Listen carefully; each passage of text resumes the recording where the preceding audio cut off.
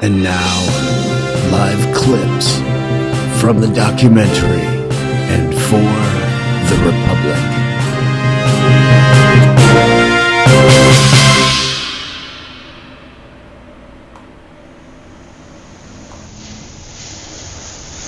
All right, well, Christine, thank you for agreeing to this interview for and for the Republic. And here we are in Paducah. Am I saying that correctly?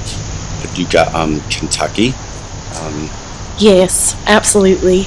And, we were talking earlier here at the Pizza by the Pound, which, by the way, it looks lovely. Do you come often to the Pizza by the Pound? No, I usually stay at home.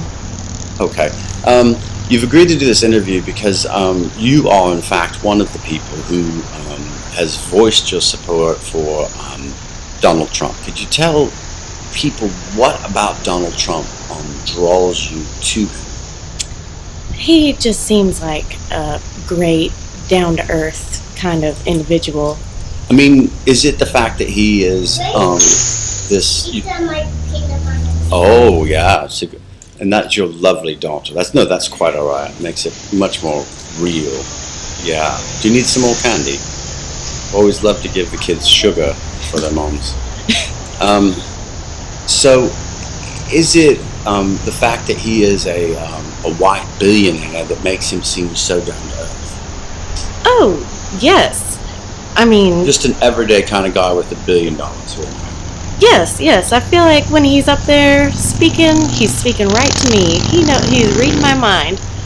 Well, when he talks about making America great again, isn't that sort of saying it's not great right now? Do you think things are bad in this in the United States of America? Oh, absolutely. When Obama took office, I think everything just went downhill from there. Well, what in particular would you say the biggest problem in America is right now? I feel like the whole racism aspect is a huge issue, and also the fact that we're so big in debt. The deficit? Yes. Okay. And has Donald Trump given any plans for how he's going to reduce the deficit? Have you heard him espouse any particular ideology or plans for reducing the deficit? I've heard him spout off about wanting to reduce the deficit, but I haven't heard a specific plan of action as to how that's going to go about. When you first looked at the slate of candidates, I never like to ask people who they voted for last time, but I get the feeling you did not vote for Obama last time. Is that right? Absolutely not. Okay, so amongst the Republicans, when did you decide? Was it early on that you liked Donald Trump, or was it sort of halfway through? When in the primary process did he tickle your fancy, so to speak? Oh, first thing, when I heard he was running for office, then I was just giddy. And what in particular about it? Was it the hats? Was it the slogan? Was it his plain talk? Was it his incredibly attractive Eastern European bloc wife? What was it? I think it's just the way he carries himself. Like he knows what he's talking about. He has money. He's a businessman. I think he could steer our country in quite the right direction that we need to go. Do you think that the United States is the economy is a big problem?